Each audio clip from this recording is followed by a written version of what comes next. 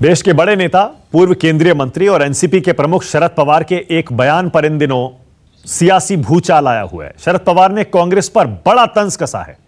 शरद पवार के इस बयान में 2024 के लोकसभा चुनाव में एकजुट विपक्ष के तौर पर कांग्रेस की भूमिका पर भी सस्पेंस खड़ा हो गया है।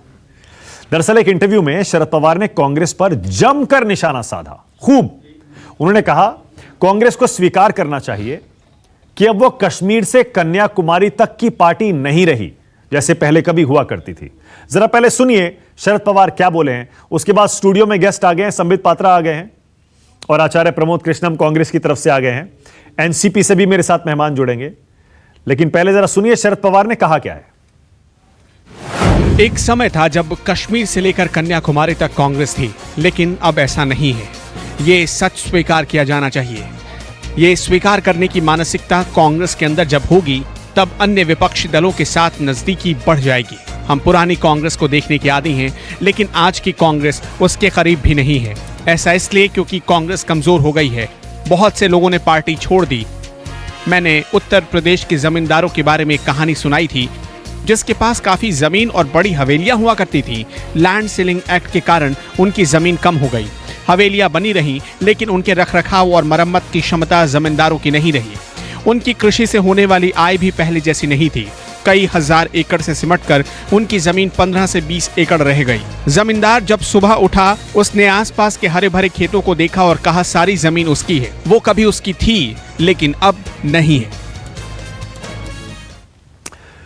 यही नहीं, 2024 के लोकसभा चुनाव में विपक्ष का चेहरा कौन होगा या फिर विपक्ष के तौर पर कांग्रेस की क्या भूमिका रहेगी, इस पर भी शरद पवार ने करारा हमला किया। पवार ने कहा, कांग्रेस के नेता अपने नेतृत्व को लेकर अलग राय पेश करने के लिए तैयार नहीं है। जरा सुनिए। जब संयुक्त विपक्ष के चेहरे की बात आती है तो कांग्रेस नेता ज्यादा संवेदनशील हो जाते हैं। सभी दल, खासकर कांग्रेस, अपने नेतृत्व पर अलग रुख अपनाने को तैयार नहीं है।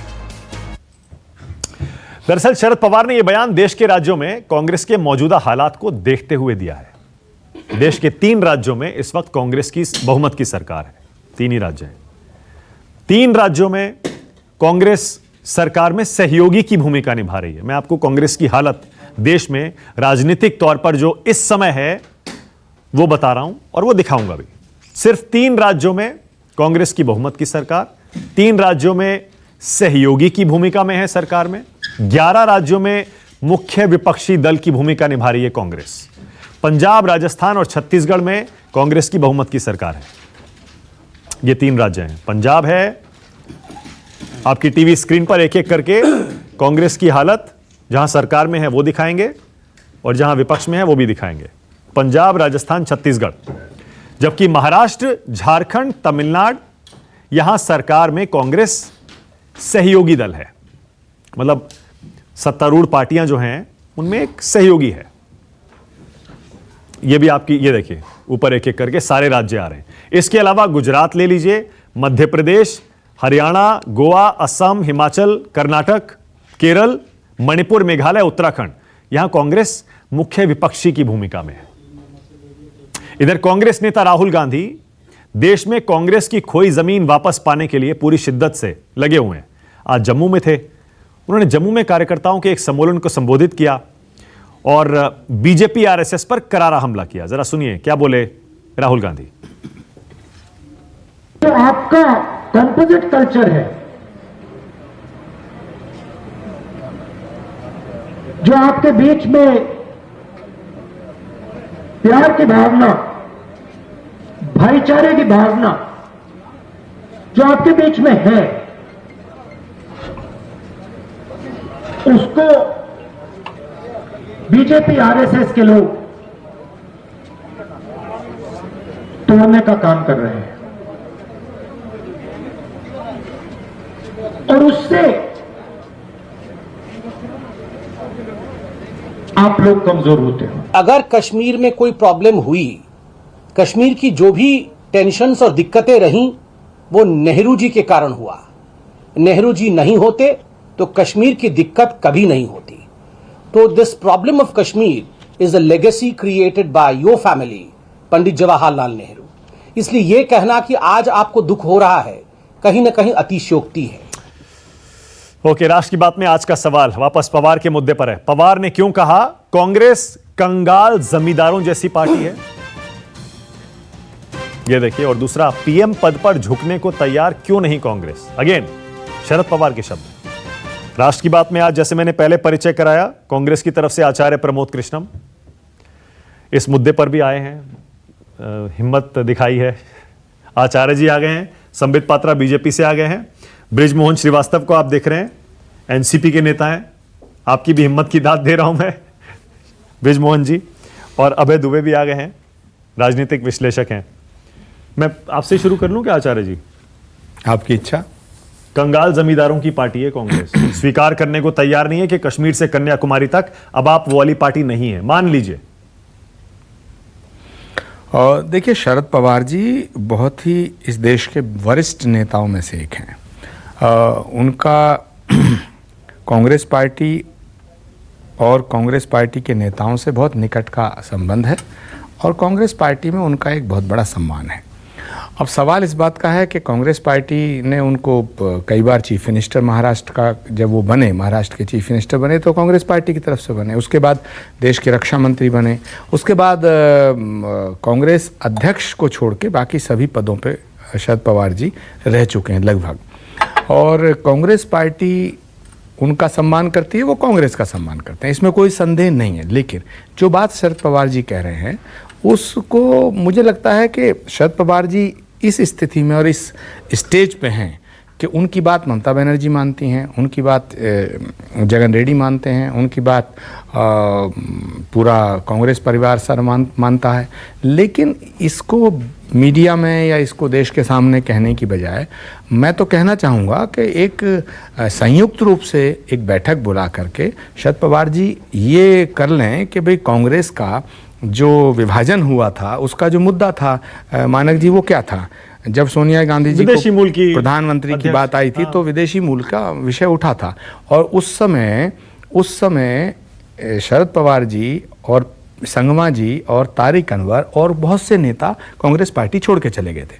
तो आज अगर शरद पवार जी ये महसूस करते हैं कि कांग्रेस पार्टी एक पुराने जमींदार की तरह, कंगाल जमींदार की तरह हो गई है, तो इस कांग्रेस पार्टी को अपना घर मानते हुए इसको मजबूत करें।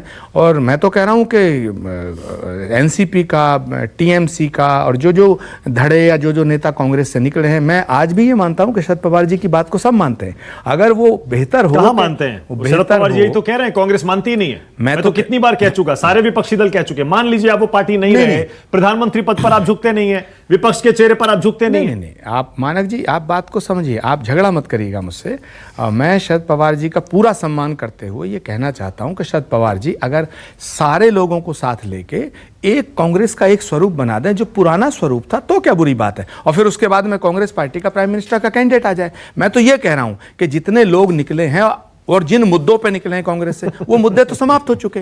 जब वो मुद्दे समाप्त हो चुके तो अब क्या लड़ाई है? क्योंकि सोनिया जी तो प्राइम मिनिस्टर की कैंडिडेट है नहीं। सोनिया जी को जब प्राइम मिनिस्टर सोनिया जी बन सकती थी, बड़ी चतुराई से आचार्य सोनिया जी जब बन सकती, मुझे भी उम्मीद नहीं थी। आपने बड़ी चतुराई से इस सवाल का जवाब निकाला है कि अगर शरद पवार जी को वाकई कांग्रेस पार्टी की इतनी चिंता है, पुराने कांग्रेसी हैं, नहीं, अब जब पुराने मुद्दे उनके खत्म हो गए तो आखिर कांग्रेस को मजबूत करें। मानक जी, ये चतुराई बड़ी नहीं है। चतुराई से आपने ये जवाब निकाला इस सवाल का। चतुराई से नहीं, सच्चाई मैं सोच रहा था आचार्य जी क्या बोलेंगे। चतुराई नहीं, सच्चाई से। मैं फिर 10 सेकंड में कंप्लीट कर दूं तो मैं ये निवेदन करना चाहता हूं शरद पवार जी से कि वो सारे लोगों को लेकर के और एक कांग्रेस बनाएं। अगर वो नरेंद्र मोदी जी का, अमित शाह जी का और इस बीजेपी का विकल्प बनाना चाहते हैं तो उस कांग्रेस को मजबूत करें। क्योंकि जब आदमी घर से अलग हो जाता है और उसे ये पता चला घर कमजोर हो गया तो उस घर को मजबूत करने के लिए, आप मानते क्यों नहीं कि वो दूसरा घर बना के उस घर में रह रहे हैं अब, और वो उस घर को मजबूत कर रहे हैं? नहीं, आप अभी भी उनसे उम्मीद कर रहे हैं जो पुराने कांग्रेसी अब जाकर चीफ मिनिस्टर बन गए, अब बड़े बड़े पार्टियां उन्होंने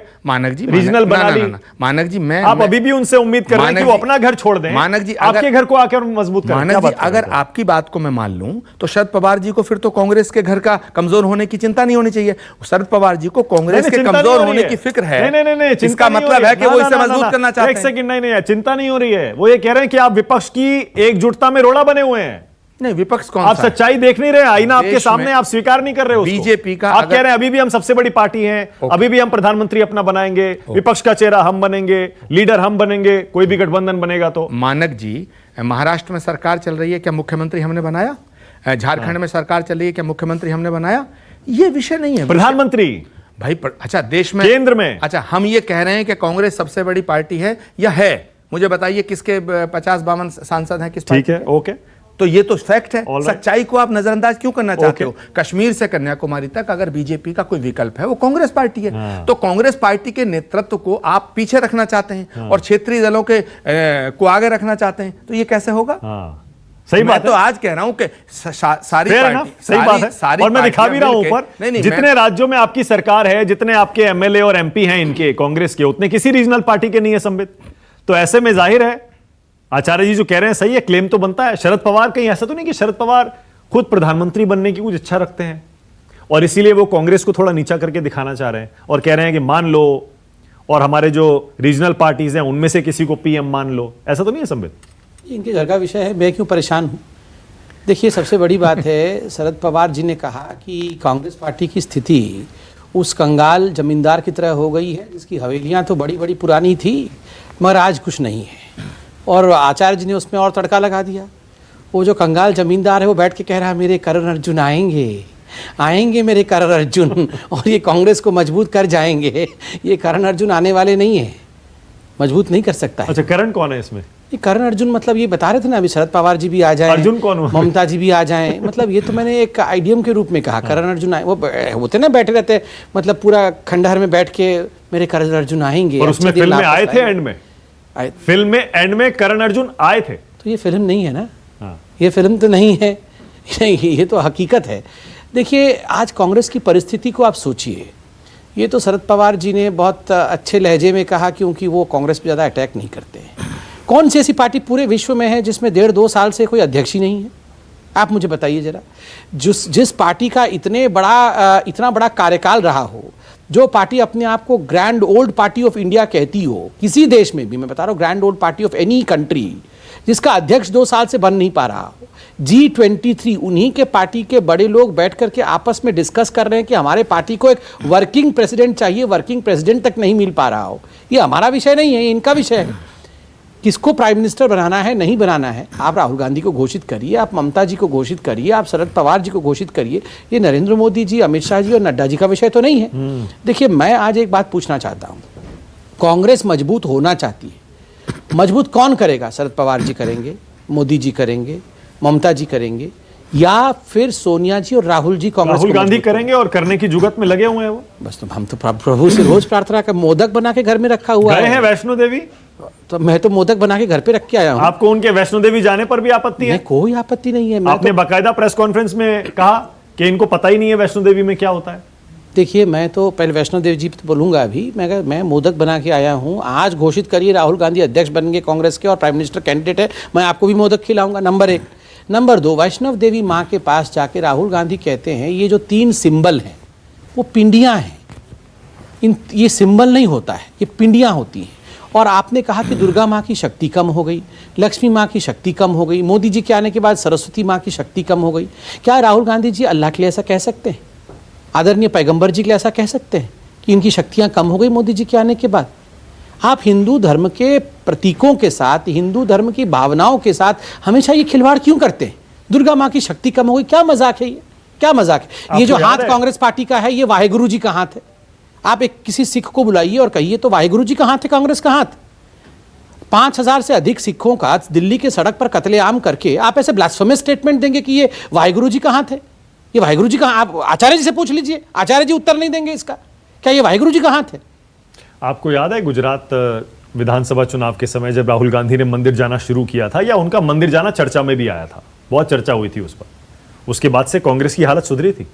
गुजरात में आपको 100 के नीचे ले गए थे और 3 राज्य जितवा भी दिए थे उन्होंने। कोई बात एक बार फिर से वो वैष्णो देवी जा रहे हैं। कोई बात नहीं। अगर मानक भाई आपको और आचार्य जी को लगता है कि राहुल गांधी जी के वैष्णव देवी जाने से कांग्रेस 300 सीट पे आ जाएगी उत्तर प्रदेश में, तो मुबारक को, हम कहाँ लड़ रहे हैं? आचार्य जी बोलिए। बिल्कुल, आप जाइए, आप जनेऊ भी ढूंढ लीजिए। वो वैसे जनेऊ कहाँ रखा है अभी ढूंढना पड़ेगा जल्दी से, समय आ गया है जनेऊ ढूंढने का। देखिए, एक सवाल है राहुल गांधी जी की वैष्णो देवी यात्रा पे, और संबित पात्रा जी ने कहा कि भाई उन्होंने पिंडी को सिंबॉलिक और सांकेतिक नहीं, सिंबल ही का, सिंबल कहते हैं। ये सिंबल है 3। मैं कहना चाहता हूँ, पहली बात तो हमारे धर्म में धर्म जो है वो भाव प्रधान है, परमात्मा भाव प्रधान है।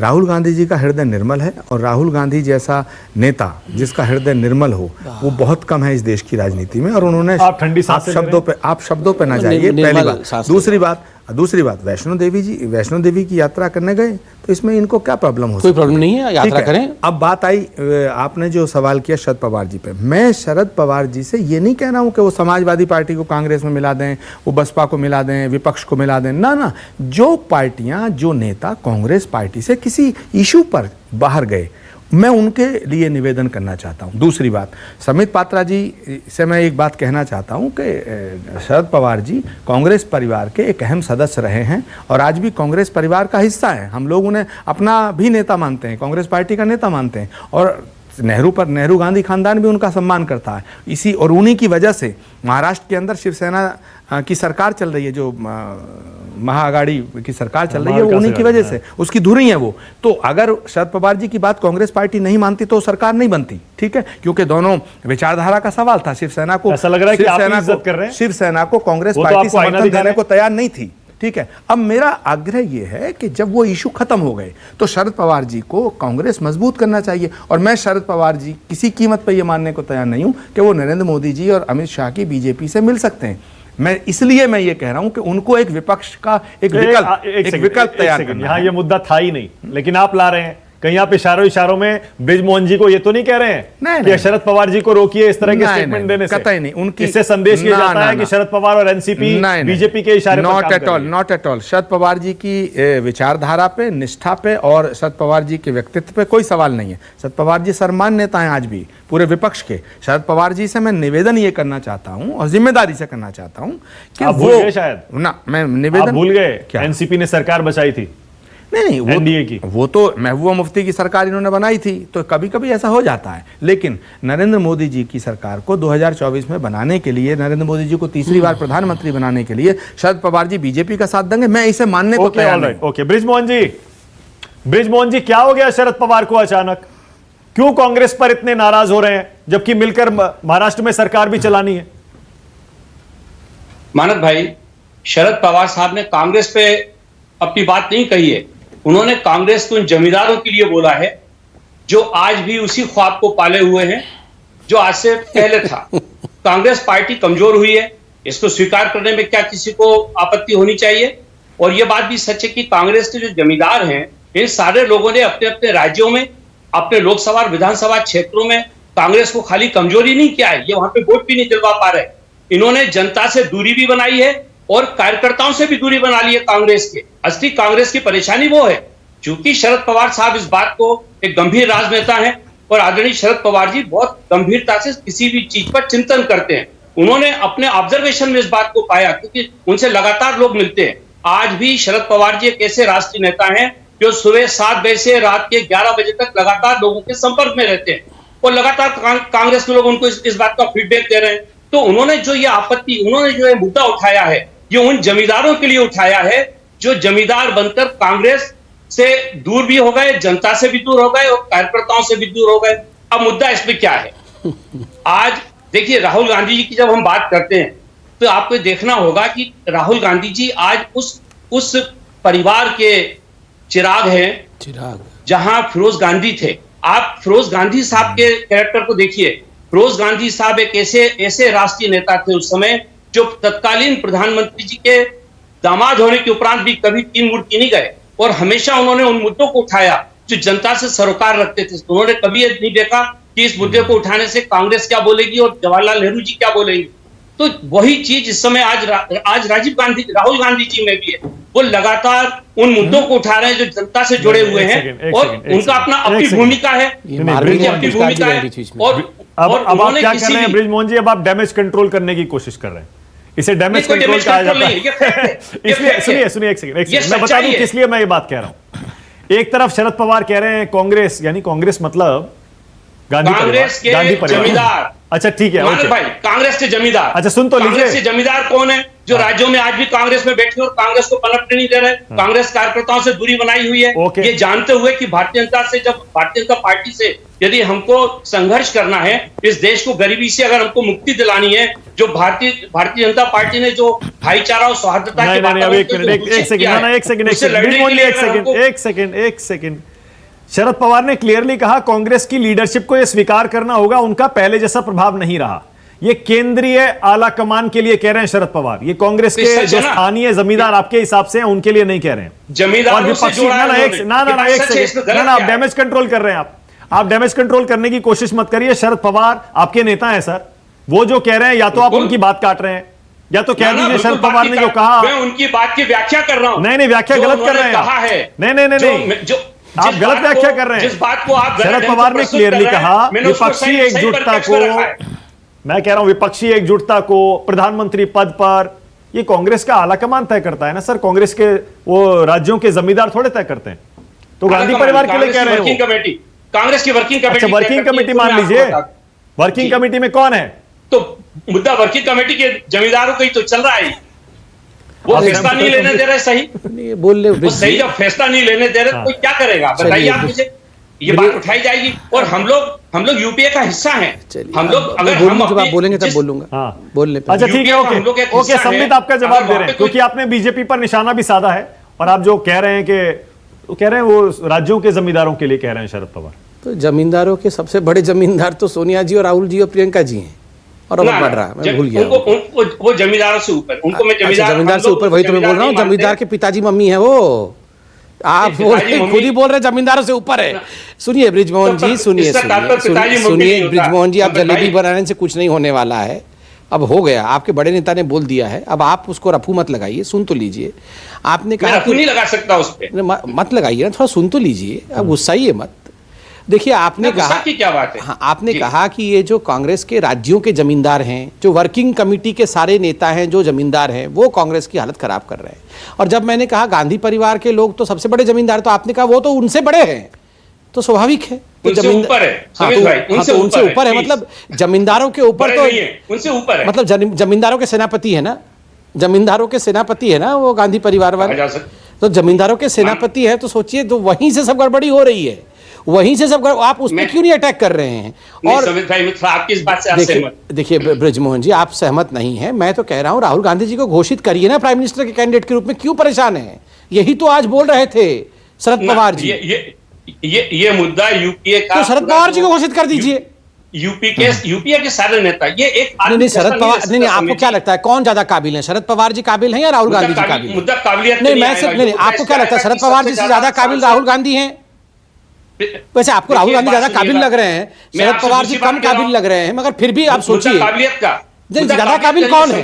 ज्यादा काबिल कौन है? शरद पवार जी काबिल हैं या राहुल गांधी जी काबिल हैं? किसको प्रधानमंत्री, किसको पीएम का कैंडिडेट बनना चाहिए, किसको पीएम कैंडिडेट? मैं तो आप मेरे बड़े हैं, देखिए आपने धूल में बाल सफेद नहीं किए हैं, जितने सारे बाल आपके सफेद हो गए हैं, ये मतलब सफेद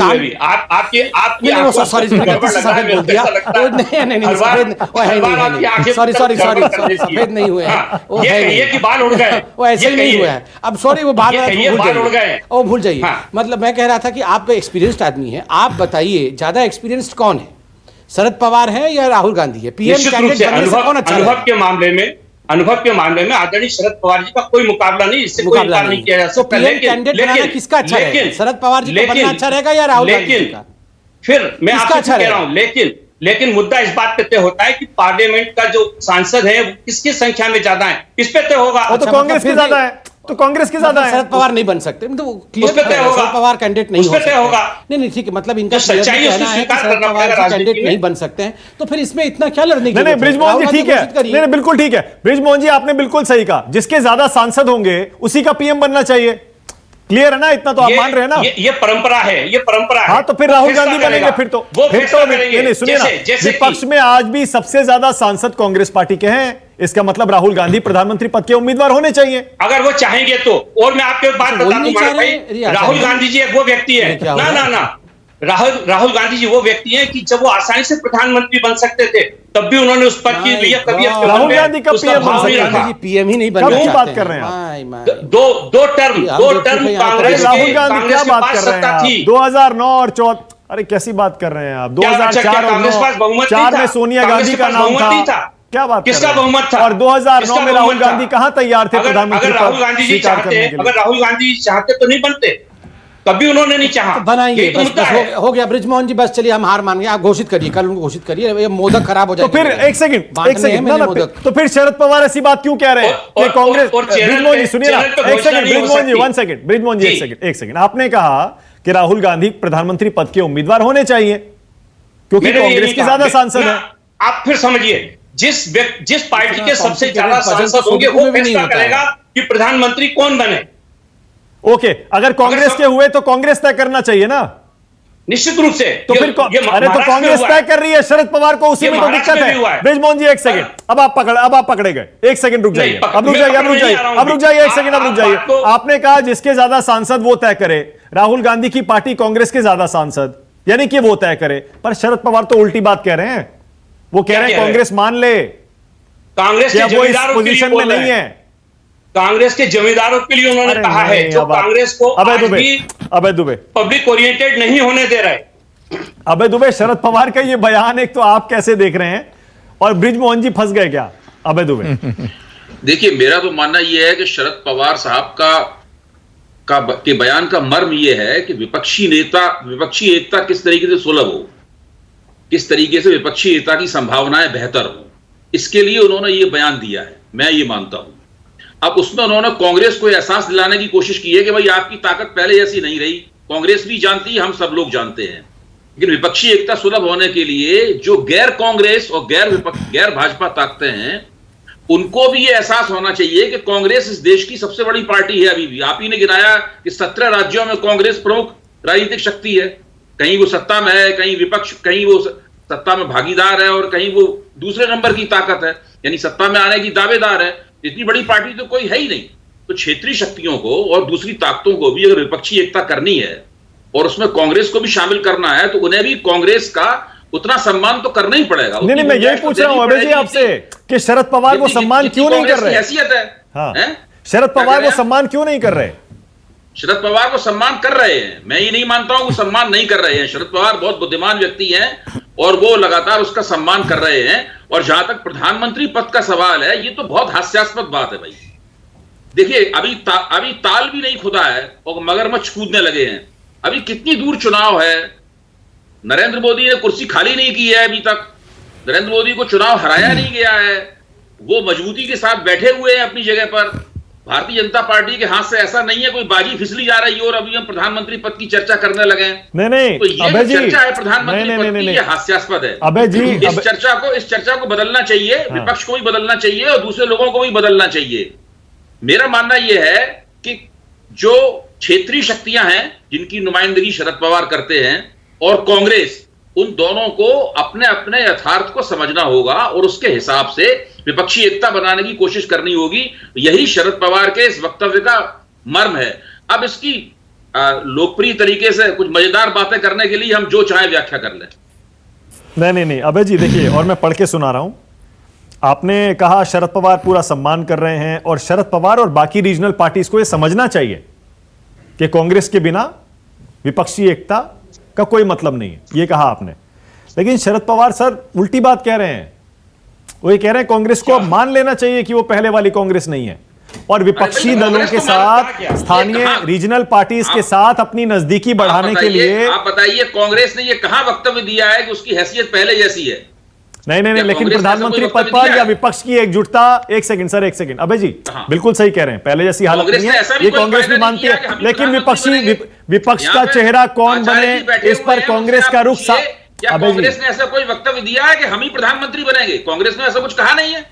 मैं ज्यादा जानता नहीं हूं, अखबार पढ़ के ही कह सकता हूं अपनी बात। अभी लीजिए, अभी कहलवा देता हूं, रुकिए, अभी लीजिए हाथ कंगन को आरसी क्या, अभी लीजिए, आचार्य जी बैठे हैं, अभी कहलवा देता हूं अभय दुबे, क्योंकि मेरी डिबेट पर कांग्रेस के प्रवक्ताओं ने, सुनिए सर सुनिए तो सही, मेरी डिबेट पर ही, मेरे शो पर ही कांग्रेस के कई प्रवक्ताओं ने बार बार कहा है कि कांग्रेस के बिना कोई गठबंधन विपक्षी गठबंधन नहीं बन सकता और ये बात विपक्ष का, दूसरी है। सुनिए तो सही, और हम ही प्रधानमंत्री बनेंगे, ये बात अरे दूसरी सर है। यही मैं इसी पे आ रहा हूं। और ये भी कहा मानक भाई कि विपक्ष का चेहरा कांग्रेस का चेहरा ही होना चाहिए, क्योंकि कांग्रेस सबसे बड़ी पार्टी है। ये भी कई बार कहा। आचार्य जी ने तो कह दीजिए, बताइए आचार्य जी। देखिए, मानक शरद पवार जी के दो मर्म मुझे नजर आ रहे हैं, क्योंकि राजनीति में ये बात पक्का है कि बोला कुछ जाता है, सोचा कुछ जाता है, समझा कुछ जाता, किया कुछ जाता, लेकिन राजनीति में भी सच बोलना चाहिए और सच सुनना भी चाहिए, क्योंकि अगर सच बोलना बंद हो गया तो सच सुनना बंद हो जाएगा, और फिर जब सच ही नहीं रहेगा तो फिर राजनीति एक अंधेरे के कुएं की तरफ चली जाएगी। शरद पवार जी के दो मर्म हैं। पहली बात यह है कि जिस समय शरद पवार जी नरसिम्हा राव जी को के बाद में सीताराम केसरी जी को अध्यक्ष बनाया गया था, तो उस समय भी शरद पवार जी कांग्रेस के अध्यक्ष बनने की स्थिति में थे, और लेकिन इत्तेफाक से केसरी जी बने, केसरी जी के बाद सोनिया जी बनी, फिर वो कांटों का ताज था। अच्छा सुनिए, वो फिर क्यों कांटों का ताज पहनते जो केसरी जी ने पहन लिया था? फिर क्या हुआ, सीताराम केसरी जी के समय में एक चुनाव हुआ था कांग्रेस पार्टी के प्रेसिडेंट का, तो जब सीताराम केसरी जी का चुनाव हुआ था तो उसमें शरद पवार जी ने कहा कि मैं चुनाव लड़ूंगा, और कांग्रेस अध्यक्षता का चुनाव शरद पवार जी लड़े थे। और जब शरद पवार जी का चुनाव लड़ने की घोषणा हुई तो राजेश पायलट जी ने चुनाव लड़ने की घोषणा कर दी। शरद पवार जी को ऐसा लगा तब कि ये जो राजेश पायलट जी का जो कैंडिडेचर है, ये सोनिया जी के इशारे पर राजेश पायलट चुनाव लड़ रहे हैं। और राजेश पायलट जी ने जो अपनी भाषण उस समय दिए थे, उनमें कहा भी था कि अगर शरद पवार चुनाव नहीं लड़ते तो मैं केसरी जी को भी मान सकता था। इधर आइए ना, नहीं 2021 में आइए। अब ओके, अब उसके बाद एक तो ये मर्म है। दूसरी बात ये है कि जब जिस समय स्प्लिट हो गया और विभाजन हो गया कांग्रेस का, और उधर शरद पवार जी की पार्टी बन गई। अब हम वर्तमान में आते हैं। शरद पवार जी ये चाहते हैं कि भारतीय जनता पार्टी का एक विकल्प तैयार हो। अब दूसरा सवाल ये है कि जैसा ब्रजमोहन जी कह रहे थे कि राहुल जी एक जुझारू नेता हैं और राहुल जी बनना चाहते थे तो बन सकते थे। ये बात सच है कि जिस समय राजीव गांधी जी का असैसिनेशन हुआ, सोनिया जी चाहती तो उस समय प्राइम मिनिस्टर बन सकती थी, लेकिन नरसिम्हा राव जी को बनाया। दोबारा 2004 के अंदर सोनिया गांधी प्राइम मिनिस्टर बन सकती थी, लेकिन मनमोहन सिंह जी को बनाया। फिर तीसरी बार फिर मनमोहन सिंह को 2009 बनाया। तो ऐसा भी हो सकता है कि अगर ये नौबत आए और राहुल गांधी या कांग्रेस नेतृत्व किसी और को प्राइम मिनिस्टर प्रपोज कर सकता है। जब हम डॉक्टर मनमोहन सिंह जी को बना सकते हैं कांग्रेस पार्टी, हम क्या कांग्रेस पार्टी बना सकती है, नरसिम्हा राव जी को बना सकती है। बिल्कुल। अभी तक तो आप कहते थे कि कांग्रेस का चेहरा होना चाहिए, मेरी बात को पूरा होने दीजिएगा। ऐसा हो सकता है कि शरद पवार जी का नाम आ जाए, ऐसा हो सकता है किसी और नेता का नाम आ जाए, ऐसा हो सकता है ऐसा नहीं, कब खुला है, मेरी बात को पूरी होने दे ना। ऐसा हो सकता है कि ममता बनर्जी का नाम आ जाए, ऐसा हो सकता है और चौथे आदमी का नाम आ जाए, नेता का नाम आ जाए, लेकिन ये तब होगा जब तमाम भूले बिछड़े गीत सब एक जगह होंगे, एक माला में आएंगे। इसीलिए मैंने निवेदन किया है कि शरद पवार जी को और टीएमसी को, मैं उन नेताओं की बात नहीं कर रहा जो कांग्रेस छोड़ के बीजेपी शामिल करे, मैं उन नेताओं की बात करना चाहता हूं कि जिनका जो इंदिरा गांधी को मानते हैं, जो राजीव गांधी को मानते हैं, जो महात्मा गांधी को फॉलो करते हैं, जो इंदिरा जी को फॉलो करते हैं, जो राजीव गांधी को आज भी आदर के साथ नाम लेते हैं और किन्हीं मुद्दों पर कांग्रेस से अलग हो गए थे। मैं उन सब परिवार को और उन सब नेताओं को यह निवेदन करना चाहता हूं कि अगर बीजेपी को रोकना चाहते हो सब एक हो जाओ, उसके बाद प्राइम मिनिस्टर का कैंडिडेट किसी को भी बना लेंगे। चुनाव के बाद, चुनाव से पहले बना सकते हैं, कोई भी बन सकता है, क्यों नहीं बन सकता। ओके, चलिए अब तो फ्लेक्सिबल हो गए। और पहले भी कांग्रेस ने बनवाए हैं पीएम, और पार्टियों के सीएम भी बनवाए हैं। मानक भाई आप बताइए, आज गणपति पूजा में क्यों खराब करूं? ये शरद पवार जी का मर्म क्या है, इनका कर्म क्या है, मैं बैठ के अपना दिमाग क्यों खराब करूं? आप मुझे बताइए जरा। ये आपस में बात कर लें, बंद कमरे में बात क्यों नहीं करते हैं? ये टीवी के सामने क्यों बात कर रहे हैं? ये पुराना जमींदार हो गया है, कंगाल जमींदार ना।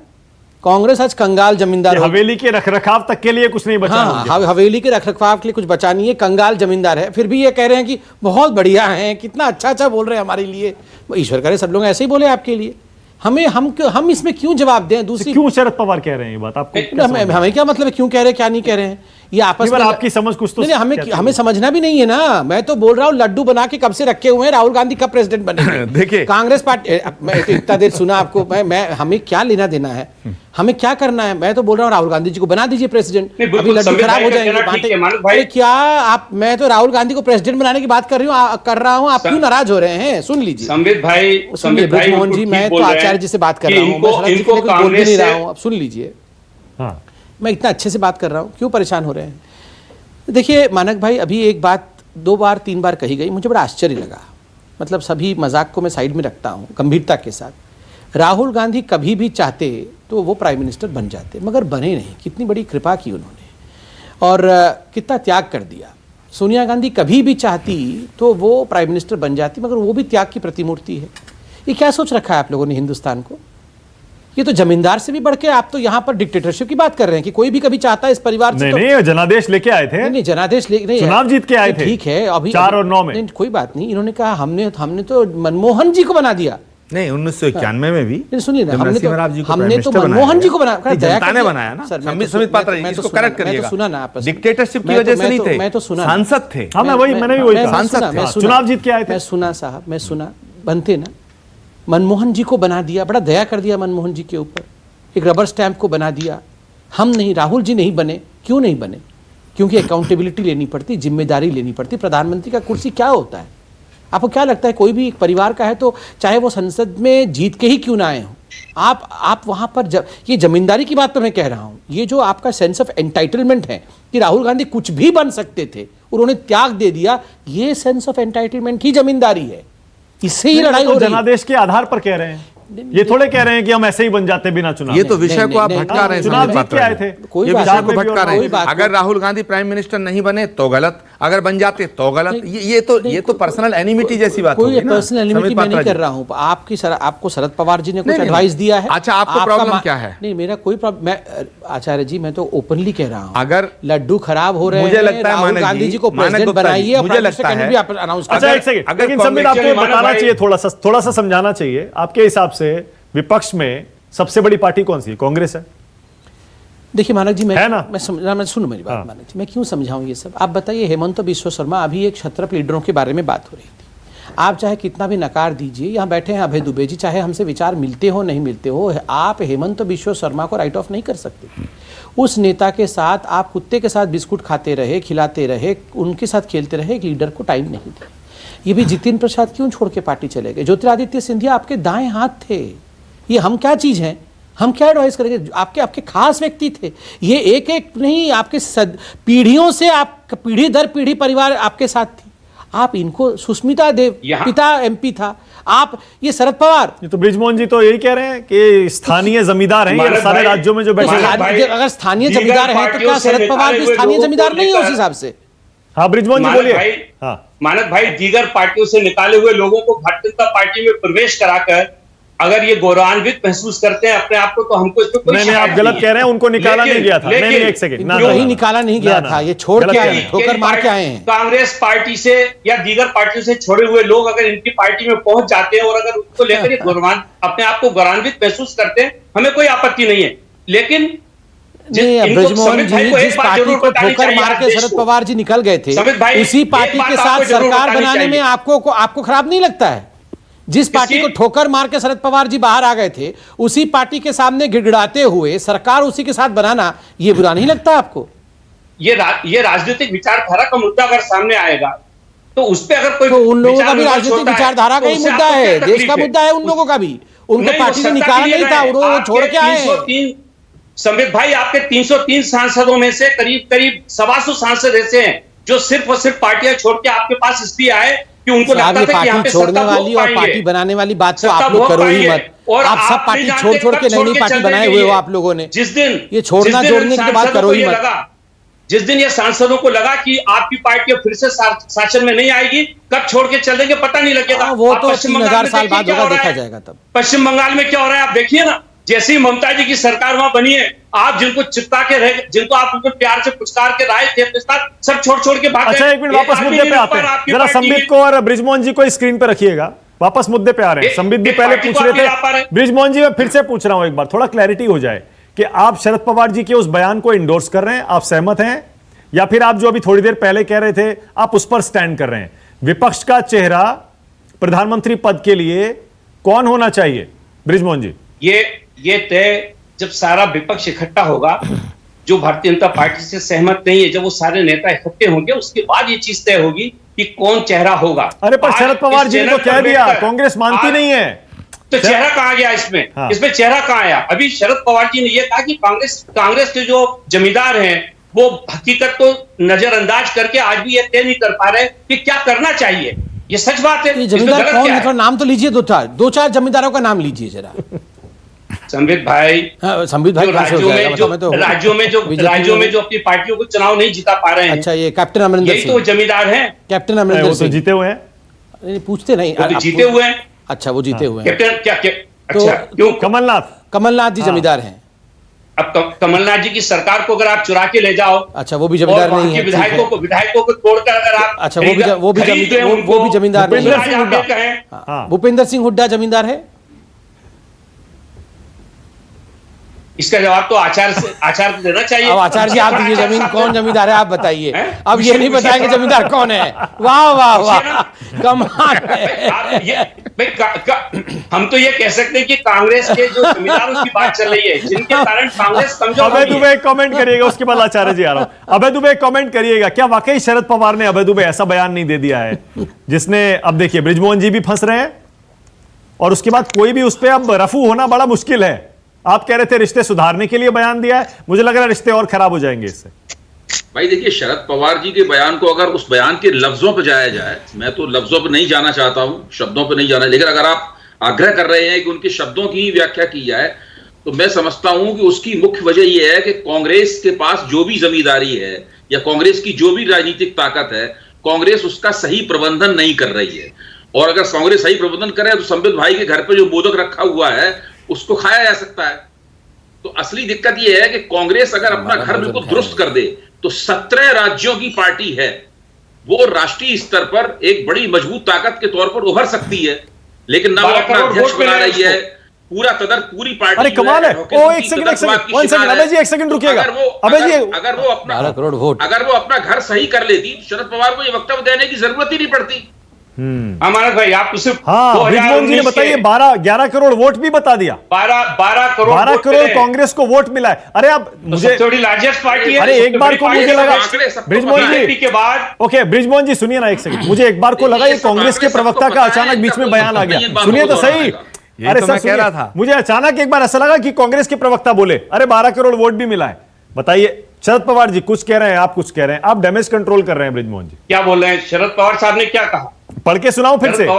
शरद पवार साहब ने यही कहा है कि जमींदारों से बचाइए। नहीं कांग्रेस के कार्यकर्ता पे कांग्रेस की शक्ति तो उन्होंने उठाई है। हाँ अभय जी बोलिए जल्दी। एक मिनट। हाँ देखिए, भारतीय राजनीति का सबसे बड़ा रहस्य यह है कि कांग्रेस अपना पूर्ण अधिकार संपन्न अध्यक्ष क्यों नहीं बना रही है।